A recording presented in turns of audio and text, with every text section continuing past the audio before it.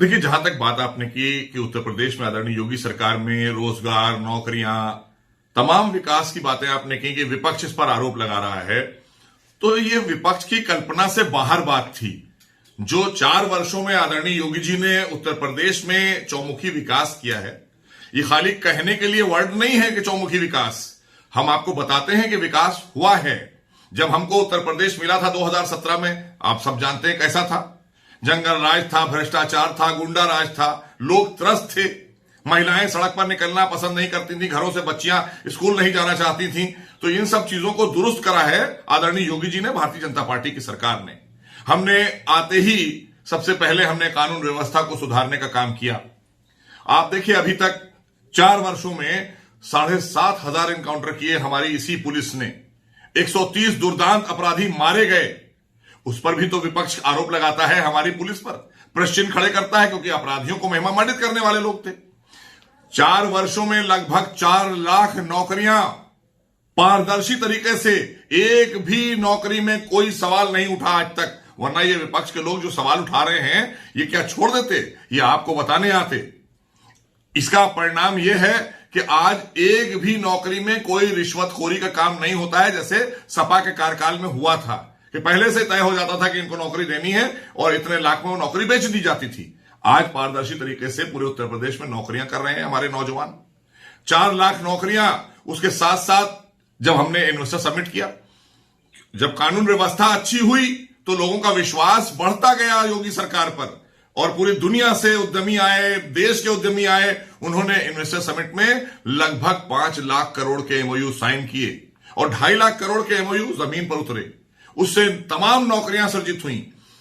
हमने 4 लाख नौकरियां दी, और रोजगार की दिशा में अगर हम बात करें तो 50 से ज्यादा, हर जगह पे 50 का मतलब 50 लाख से ज्यादा हमारे उत्तर प्रदेश के अंदर लोगों को रोजगार सृजित किए हैं इन सारी योजनाओं में। आप उठाकर देखिए, एमएसएमई हमने एक आर्थिक व्यवस्था को सुधारने के लिए बैकबोन बना दी। ये सब योजना आदरणीय योगी जी लेकर आए। आज विपक्ष कहां बात कर रहा है? किस मुंह से? विपक्ष के पास इनकी कल्पना में नहीं था कि इतना विकास भी हो सकता है। इच्छा शक्ति नहीं थी ना इनकी। निजी स्वार्थों के लिए सरकार चलाने वाले लोग थे, इसलिए ये नहीं कर पाए। अगर चाहते तो कर सकते थे। जिस तरह से आदरणीय योगी जी ने कोरोना काल में हमारा एक भी श्रमिक भाई बाहर नहीं गया यहां से वापस आने के बाद, आज सबको रोजगार मिला हुआ है। हमने सारी मिलें चलाई।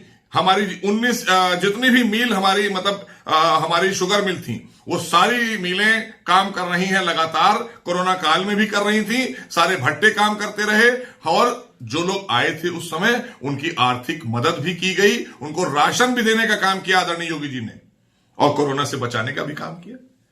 तो ये सारी चीजें देखकर आज विपक्ष विचलित है। इसलिए विचलित है क्योंकि अब इसके पास कहने को कुछ बचा नहीं है। इसीलिए पत्रकारों पर हमले करने लगे कि हमारे मतलब के तुम सवाल नहीं पूछते हो। उनको भाजपाई बता देते हैं, वैक्सीन को भाजपाई बता देते हैं। तो इस तरह की खिसियाहट मिटाने से कोई फायदा नहीं है। ये खींच मिटा रहे हैं वो लोग अपनी। अगर कुछ किया होता तो ये बातें नहीं करना पड़ती आज उनको। और आप परसेप्शन ले लीजिए, आज आदरणीय योगी जी की लोकप्रियता पूरे विश्व में लगातार बढ़ रही है। WHO तक ने तारीफ की है उत्तर प्रदेश की सरकार की कि कोरोना काल में बहुत अच्छा काम किया है आदरणीय योगी जी की सरकार ने। तो इन सब चीजों से विचलित तो होगा विपक्ष, चाहे अखिलेश जी हो, बहन जी हो, और चाहे कांग्रेस की प्रियंका वाड्रा हो। तो इन्होंने कभी ये सब चीजें ना की थी ना ये कर सकते थे, क्योंकि इन्होंने जो किया वो सब पूरे देश ने देखा और पूरे प्रदेश ने देखा। और आज 4 वर्षों में जिस तरह के काम आदरणीय योगी जी ने किए हैं, इसी से लोकप्रियता उनकी पूरे विश्व में फैली है। और इसको लेकर ये सब विचलित हैं, क्योंकि अब इनका पतन हो चुका है, ये खत्म हो चुके हैं। इन्हें वापसी ही नहीं करनी है, क्योंकि कोई एजेंडा था नहीं इनके पास में, ना नौजवानों के लिए, ना गरीबों के लिए, ना किसानों के लिए, ना महिलाओं के लिए। हमने तो सारे ही क्षेत्र में काम किया है आदरणीय योगी जी की सरकार ने। तो उसका परिणाम है कि आज उनकी लोकप्रियता से घबराए हुए हैं लोग।